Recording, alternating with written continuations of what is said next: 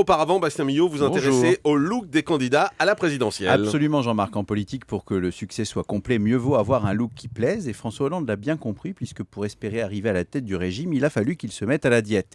En maigrissant, le socialiste a réussi à prendre du poids dans l'opinion. Et depuis, tout le monde sait qu'on peut être à la fois plus fluet et influent.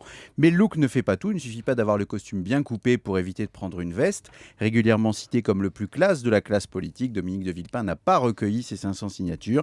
Il lui restait même pas mal de Villepin sur la planche pour y arriver. Cela prouve une fois de plus qu'il y a beaucoup de chemin à parcourir pour aller de l'allure à l'urne. Ce qui est sûr en revanche, Jean-Marc, c'est que le bling-bling est un piège à éviter définitivement. Les politiques doivent oublier la Rolex, car les médias ne seront jamais relax avec le luxe. L'habit ne fait pas le patrimoine, mais certains ont opté pour plus de sobriété en espérant avoir du champagne à sabrer cet été. Ce que les gens demandent, ce n'est pas un défilé de mode. Bref, les politiques n'ont aucun intérêt à se jeter dans la gueule du loup. Ce qui est sûr, Bastien, c'est que les médias se montrent particulièrement sévères avec les femmes. Ah oui, Jean-Marc, à l'époque où Édith Cresson était à Matignon, il ne se passait pas une matinée sans critique à propos de ces tailleurs venus d'ailleurs. Imaginez comment aurait réagi la presse si misogyne si jamais elle s'était mise au jean.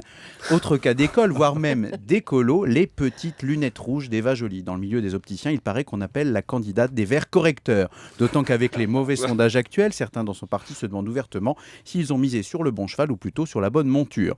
Les outsiders aussi refusent d'être fantoches et sortent leurs accessoires fétiches. Devant les caméras, le candidat Mélenchon prend soin d'instiller un côté stylé.